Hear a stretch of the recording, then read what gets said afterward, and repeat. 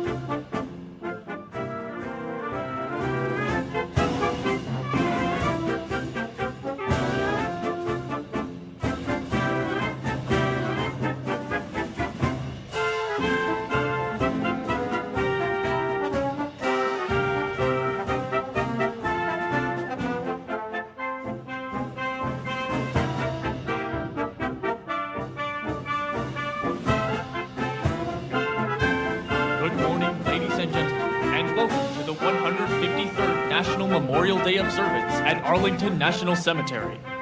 The wreath-laying ceremony will begin with the firing of a 21-gun salute, indicating that the President of the United States has entered Arlington National Cemetery.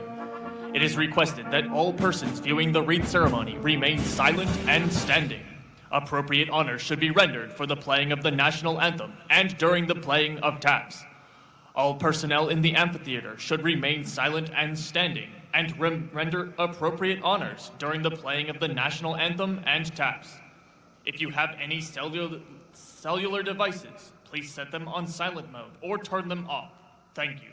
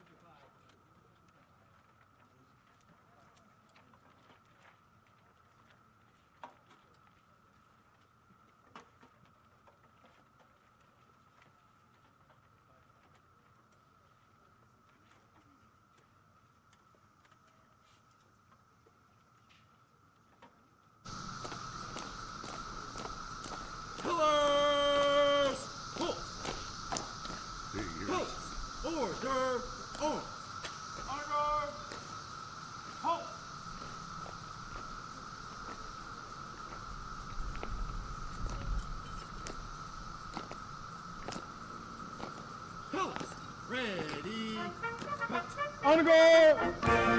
Halt! Dress center, dress.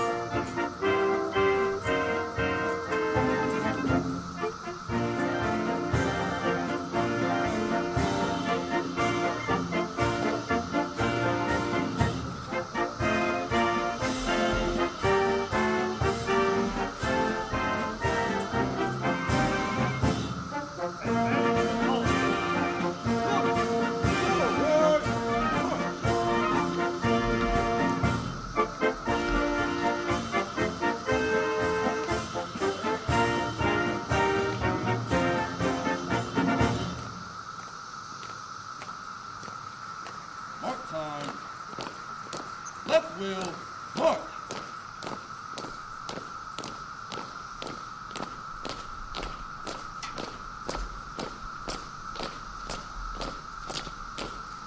Hello!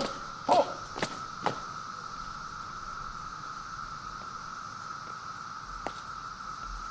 Present! On!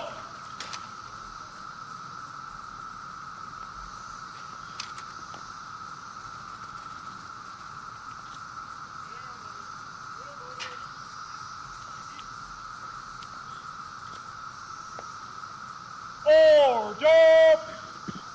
On!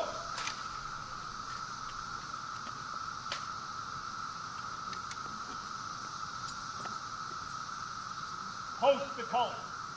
Help! Left wheel, mark.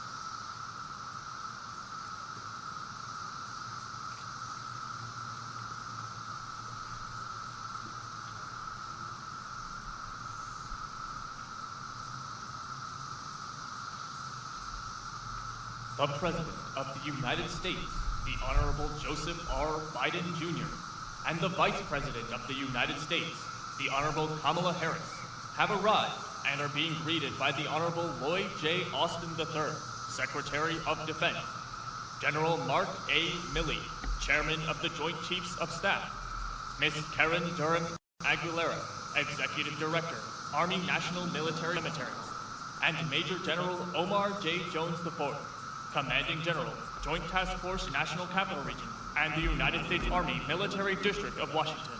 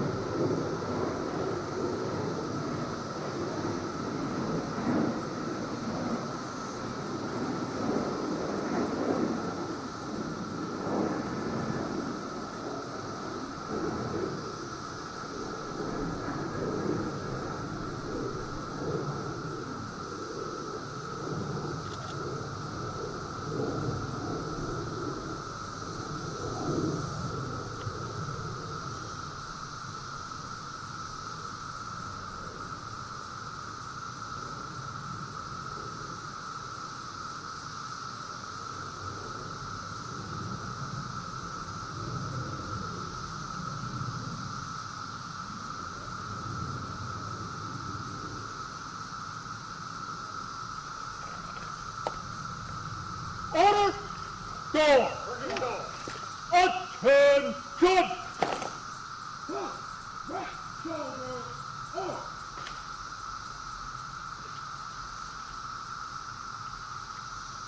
Guns ready, cut.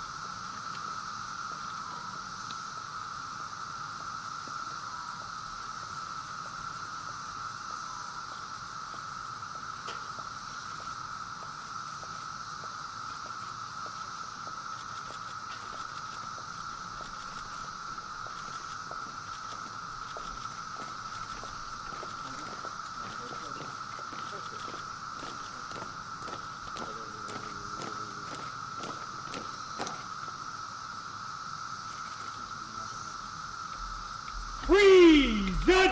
Present. Arms!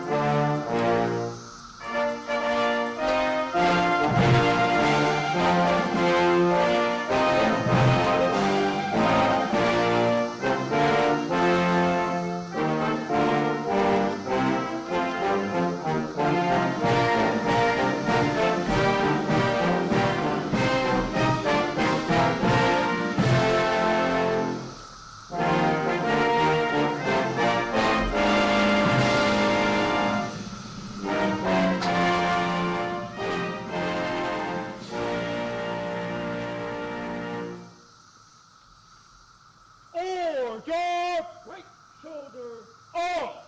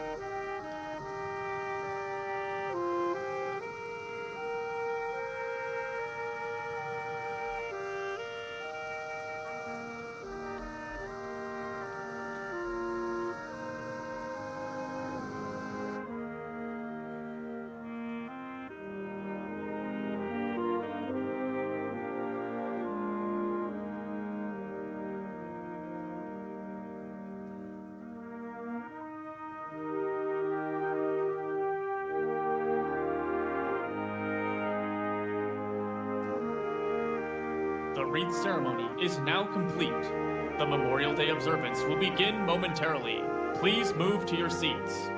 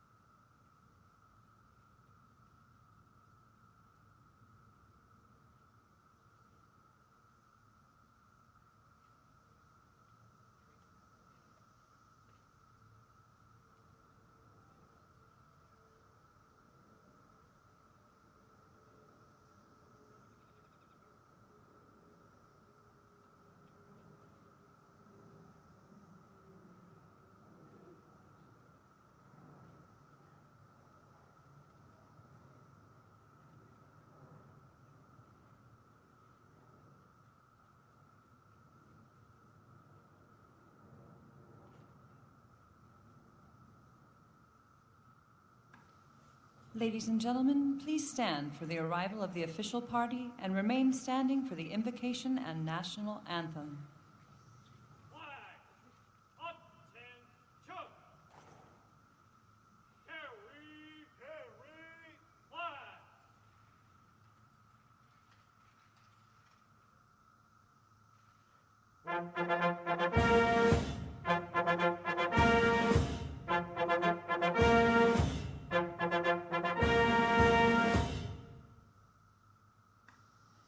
Ladies and gentlemen, the President of the United States, accompanied by the Secretary of Defense and the Chairman of the Joint Chiefs of Staff.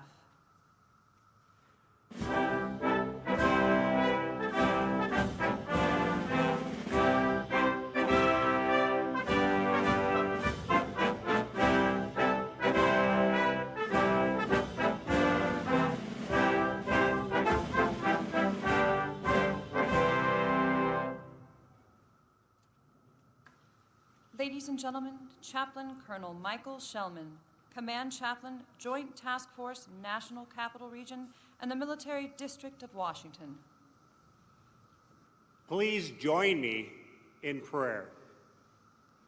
Almighty God, who is the champion of liberty, the champion of our freedoms, and the God who loves us with an everlasting love, today let us lift our hearts in prayers in thanksgiving to you for those patriots who paid the ultimate price by giving their lives in full measure for their country. With humble hearts, may we never forget their patriotism and commitment. As a nation, we can never be grateful enough for the uncommon bravery of those sons and daughters who preserved our freedoms. Lord, thank you for the gift of liberty and the blessings of freedom that you have bestowed on our nation, the United States of America. Let us never forget these heroic souls, our brothers and sisters of days gone by, some who never had the chance to grow old. Let us thank them for their sacrifice as it continues to be our blessing, and their bravery continues to be our reward. In your gracious name I pray, amen. Ladies and gentlemen, please join Sergeant First Class Brendan Curran and the United States Army Band, Pershing's Own, in the singing of our national anthem. Present, flag.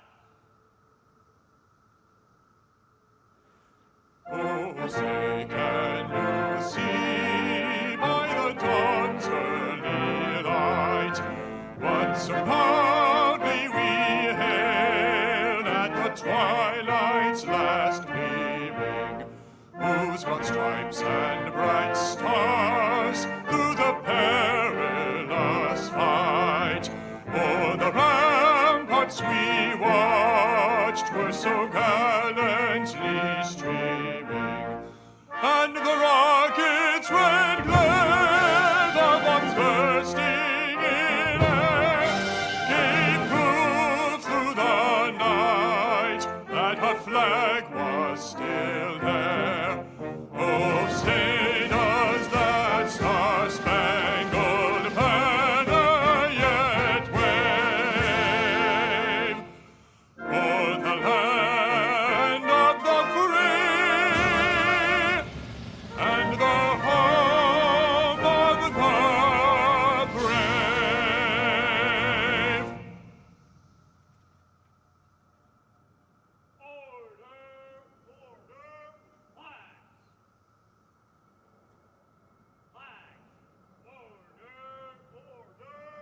Flag.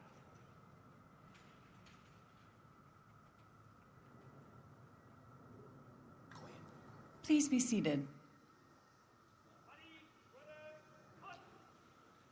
Ladies and gentlemen, please welcome General Mark A. Milley, the Chairman of the Joint Chiefs of Staff.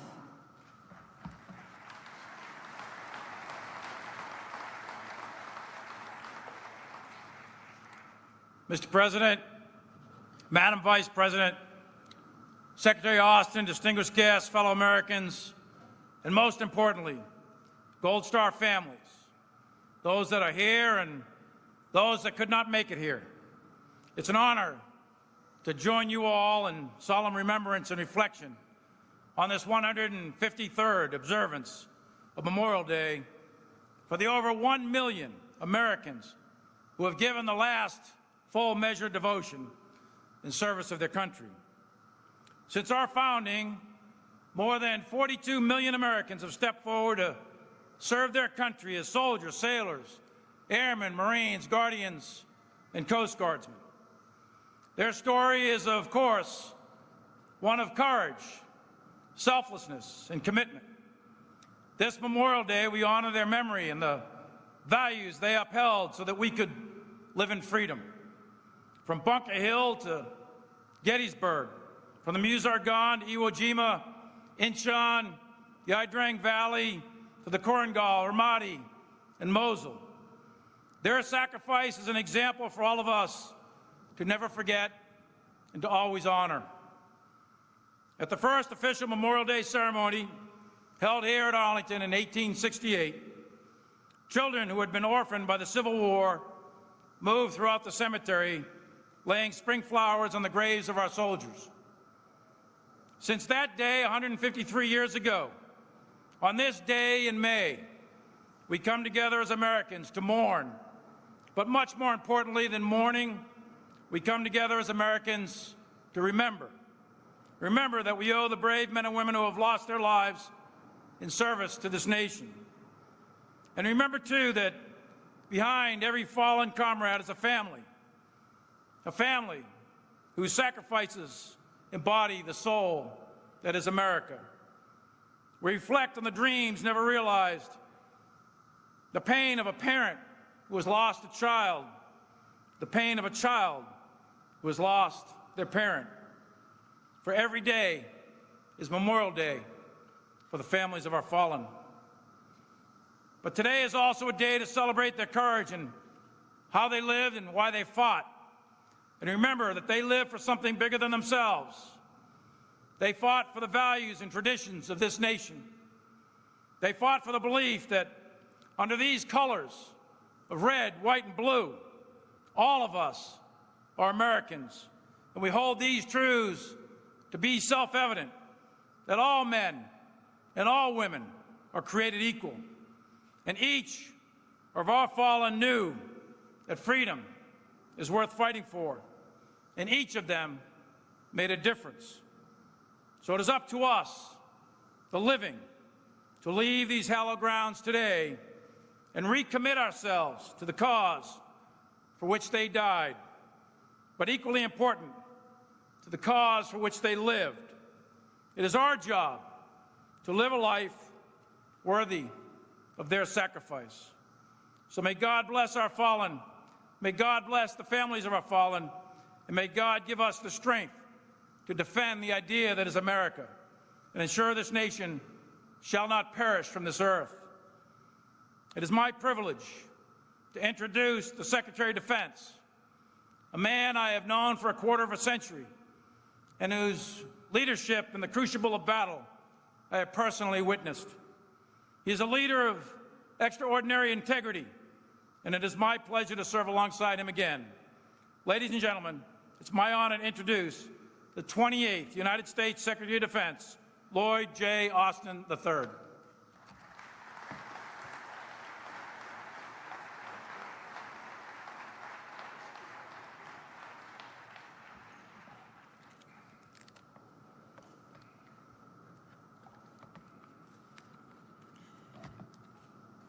Mr. President, Dr. Biden, Madam Vice President, Mr. Emhoff, General Milley, distinguished guests, service members, Gold Star family members, my fellow veterans, ladies and gentlemen.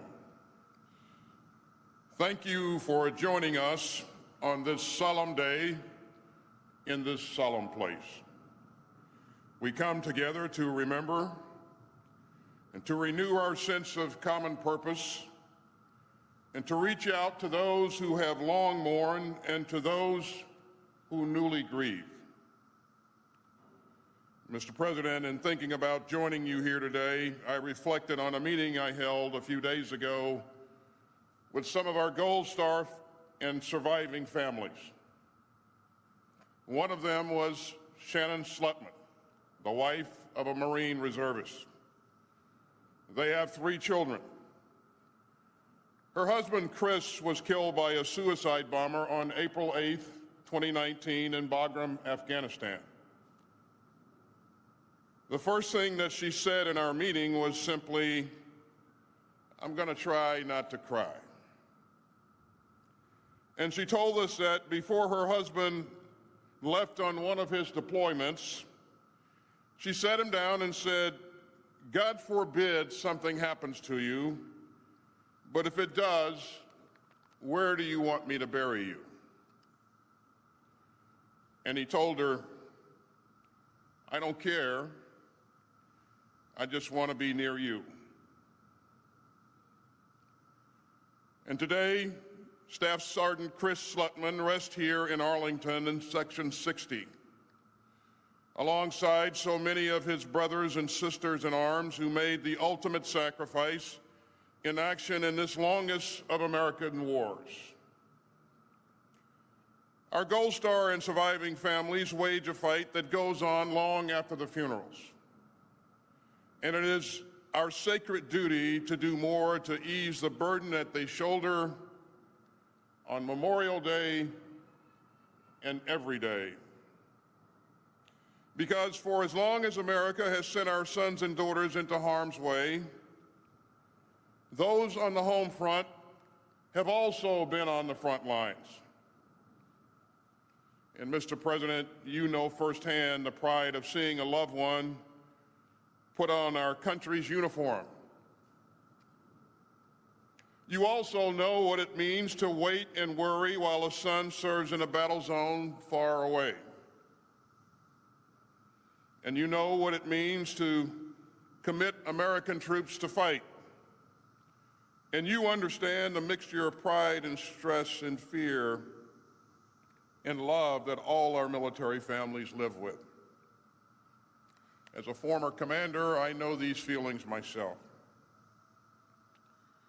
For the loved ones of those who have fallen, let me simply say, we know the depth of your sacrifice,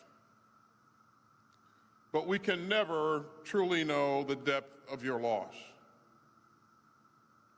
What we can do is honor the memory of those you lost by caring for those who mourn them, and by seeking to perfect our union and defend our democracy, and by striving to live our lives in ways that advance the ideals for which they gave their own. It is indeed an honor to be here with all of you today. Ladies and gentlemen, the President of the United States.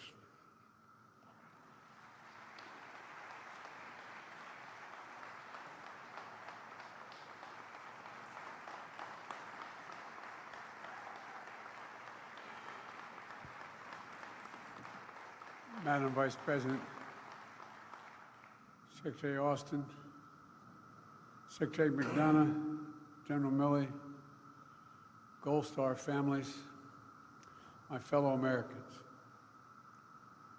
We're gathered at this sacred place in this solemn hour to engage in the most fundamental of undertakings, the right of remembrance. We remember those who gave their all in the service of America, in the service of freedom, in the service of justice. We remember their sacrifice, their valor, and their grace. Remember their smiles, their loves, their laughter, their essential, vibrant, and transcendent humanity. For while we stand amid monuments of stone, we must never forget that each of these markers, for those known and unknown here at Arlington and far beyond, represent a precious life. A son, a daughter, a mother, a spouse, a brother, a sister, a friend, a neighbor. To those who mourn a loved one today, Jill and I have some idea how you're feeling. Our losses are not the same, but that black hole you feel in your chest as if it's going to suck you into it we get. I know the incredible pride you felt seeing your loved one wear the uniform of our country, and the pride they felt wearing it. Our son Bo's service in the Delaware Army National Guard Unit, the year he spent deployed in Iraq, was one of the things that he was most proud of in life. Yesterday marked the anniversary of his death, and it's a hard time of year for me and our family, just like it is for so many of you.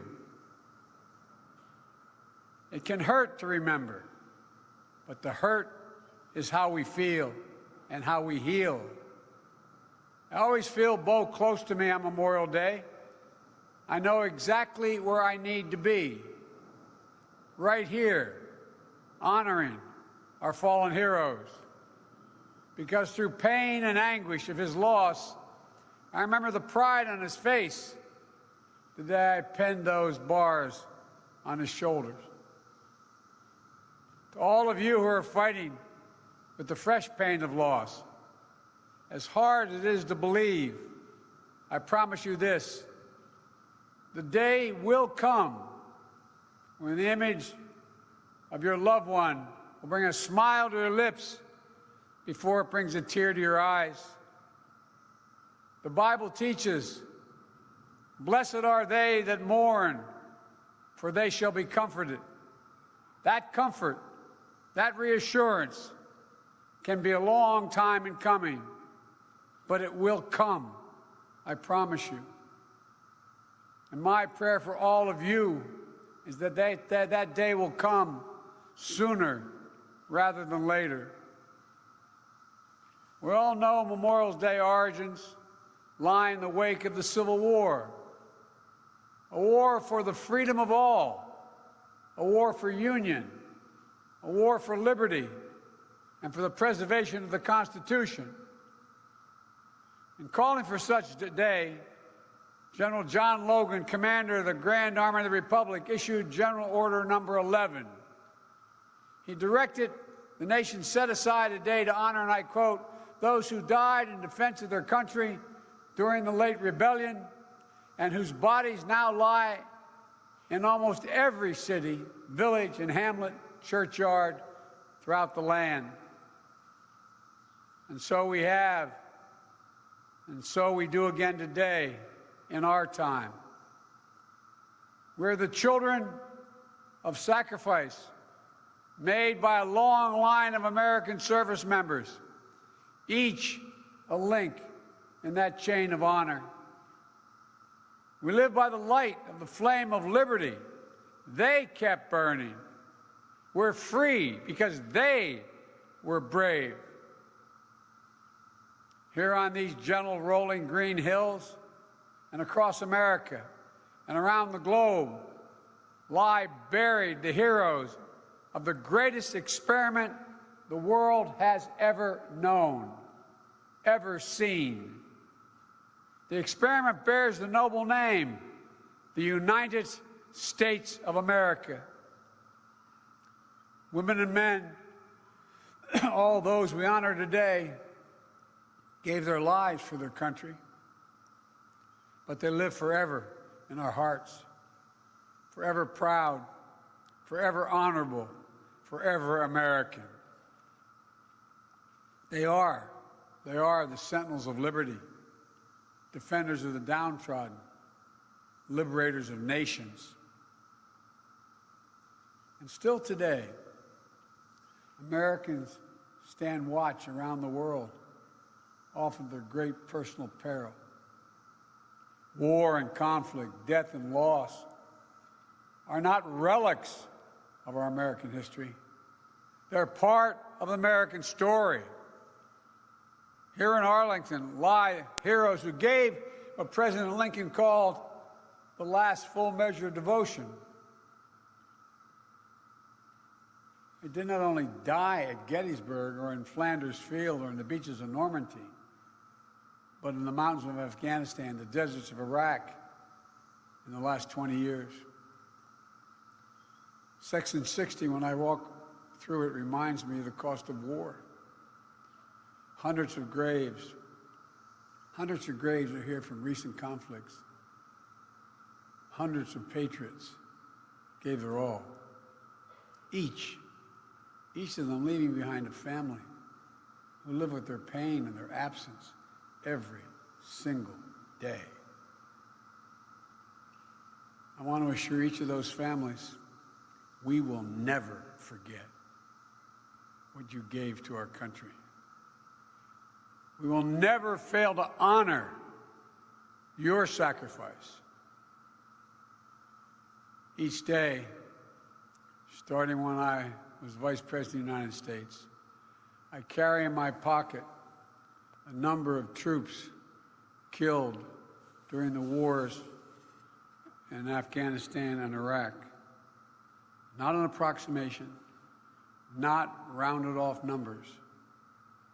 They each leave behind an entire community and family.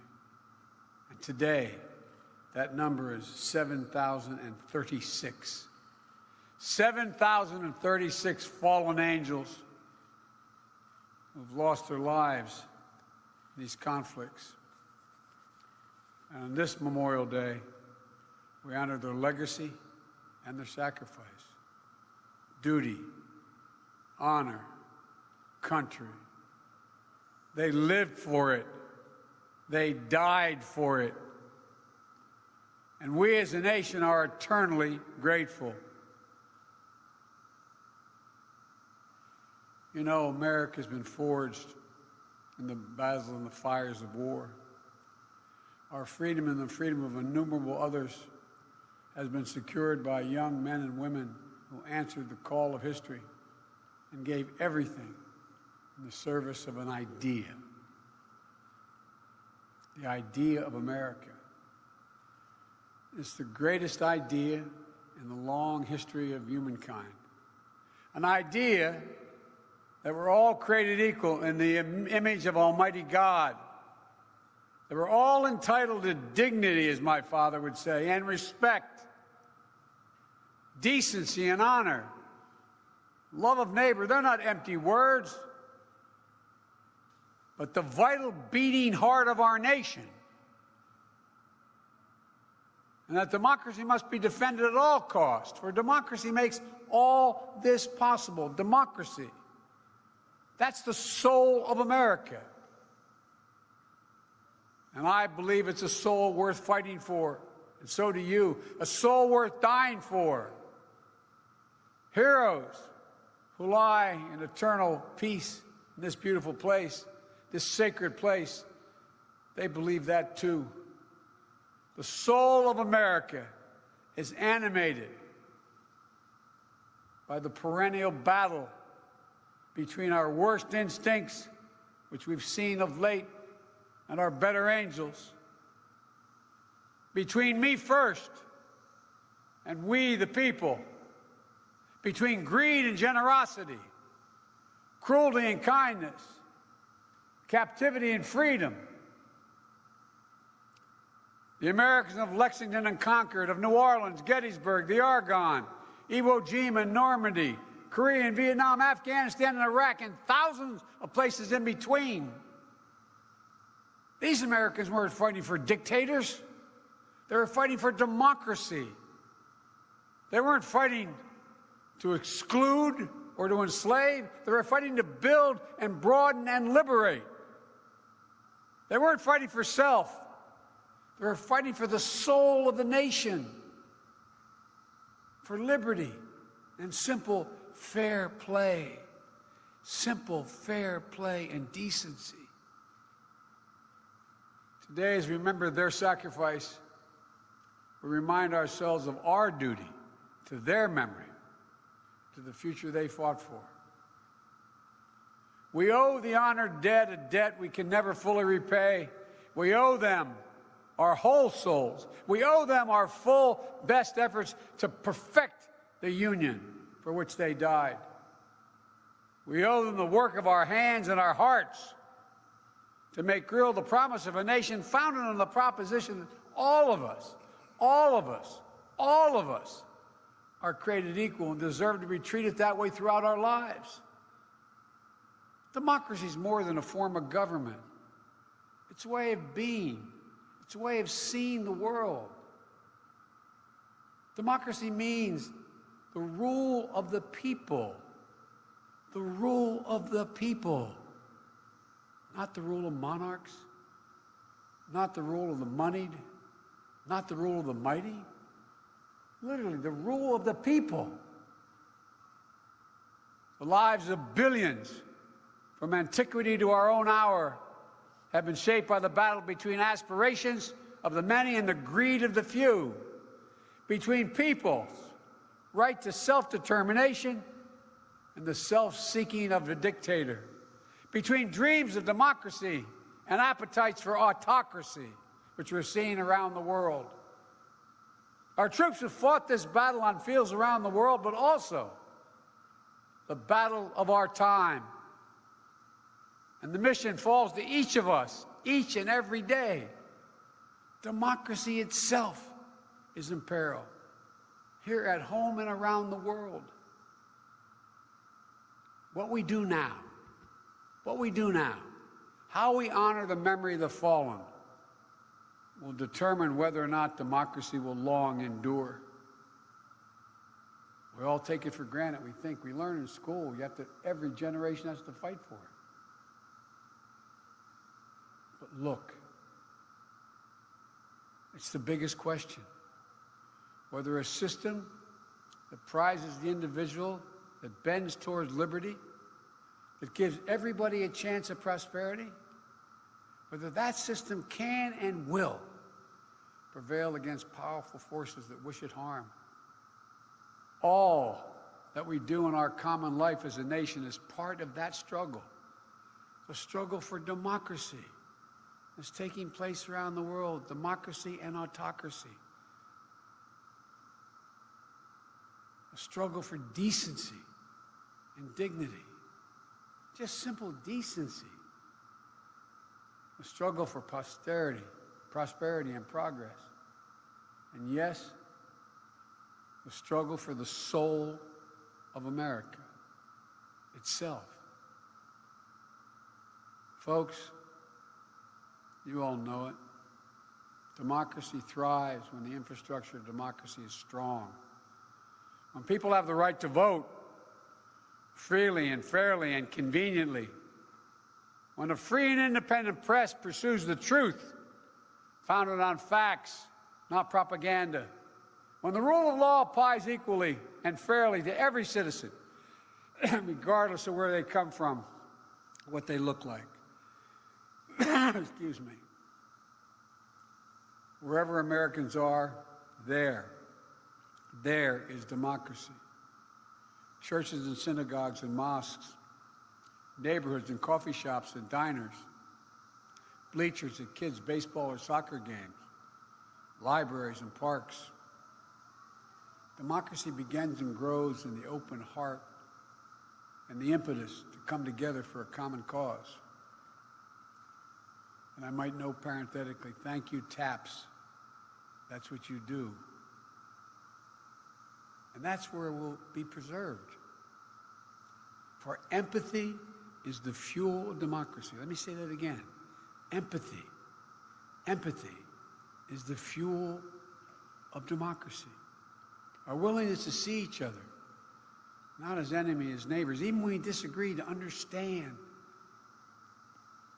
what the other's going through. To state the obvious, our democracy is imperfect. It always has been. But Americans of all backgrounds, races, creeds, gender identities, sexual orientations, have long spilled their blood to defend our democracy. The diversity of our country and of our armed services is and always has been an incredible strength. And generation after generation of American heroes have signed up to be part of the fight because they understand the truth that lives in every American heart. That liberation, opportunity, justice are far more likely to come to pass in a democracy than an autocracy. If every person is sacred, then every person's rights are sacred. Individual dignity, individual worth, individual sanctity, the right to life, liberty, and the pursuit of happiness. We say those words so often, but think of it. The right to vote, the right to rise in a world as far as your talent can take you, unlimited by unfair barriers of privilege and power. Such are the principles of democracy. So how would you put these noble principles into practice? How do we do that? How do we make the idea real, or as close to real as we can make it? This nation was built on an idea. The only nation in the world built on an idea. Every other nation is built on ethnicity, geography, religion, etc. We were built on an idea, the idea of liberty, an opportunity for all. We've never fully realized that aspiration of our founding, but every generation has opened the door a little wider, and every generation has opened it wider and wider to be more inclusive, include those who've been excluded before. It's a mission handed down, generation to generation, the work of perfecting our union. In 1830, when we were a young nation, disunionists put their sectional interest ahead of the common good. A great senator, Daniel Webster, rose in the Capitol to defend the Union. To him, we're not just a collection of competing forces, but a coherent whole. His cry, first uttered just across the Potomac in the Capitol, resonates even now. He stood on the floor and he said, "Liberty and union, now and forever, one and inseparable. Liberty and union." More than 142 years later, when I first came to the United States Senate, at a time when our country was so deeply divided over Vietnam, the struggle of civil rights, the fight over women's rights, I had the notion that my first task as I stood to make my first speech on the floor of the Senate, it all of a sudden hit me. I'm standing where Daniel Webster had stood. His desk was next to mine. And I was struck by the weight of history, as corny as it sounds, by the legacy, the work we're charged to carry forward. Liberty and union, now and forever. Now as then, unity is essential to life, liberty, and the pursuit of happiness. And so remember those who gave their all in the cause of unity, in the cause of a nation that endures because of them. We must honor their sacrifice by sustaining the best of America, while honestly confronting all that we must do to make our nation fuller, freer, and more just. We must remember that we may find the light and the wisdom and, yes, the courage to move forward. In the words of that great hymn, fight as they nobly fought of old. For in remembrance lies not just our history, but our hope. Not just our solemn remembrance, but our renewed purpose. Not just our solace, but our strength. This Memorial Day, remember that not all of us are called to make the ultimate sacrifice. We all are called by God and by history and by conscience to make our nation free and fair, just and strong, noble and whole. To this battle, may we now dedicate our souls, that our work may prove worthy of the blood of our fallen. For this work, the work of democracy, is the work of our time and for all time. And if we do our duty, then ages still to come will look back on us and say that we, too, kept the faith.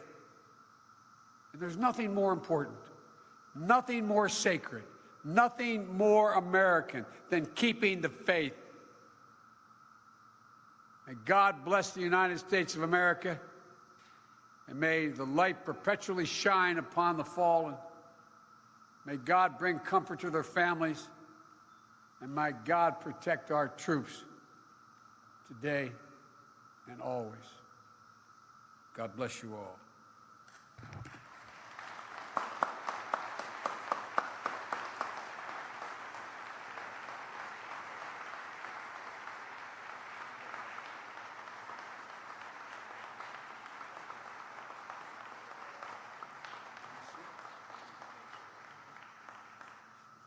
Ladies and gentlemen, please stand for the playing of taps and remain standing for the benediction.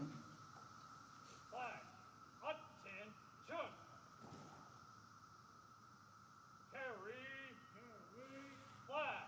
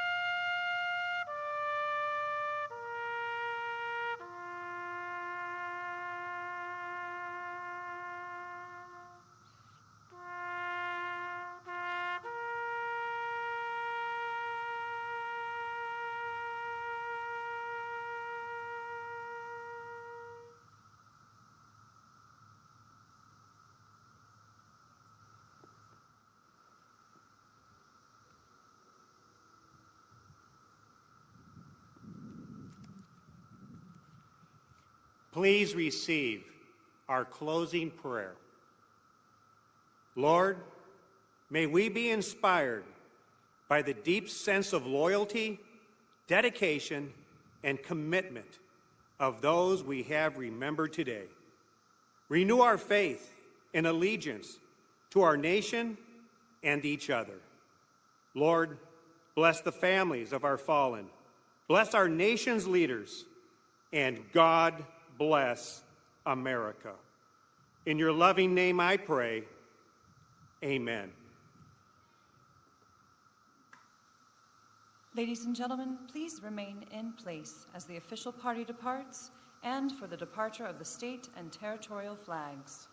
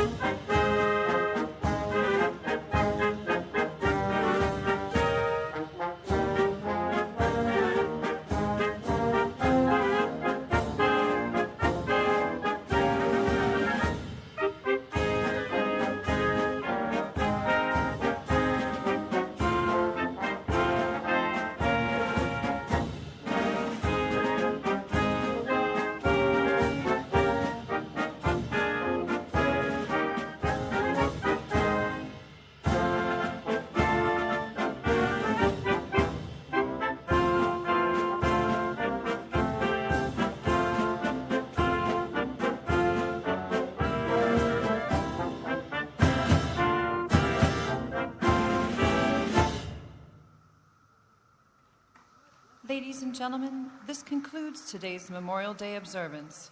Thank you for attending and enjoy the rest of your day.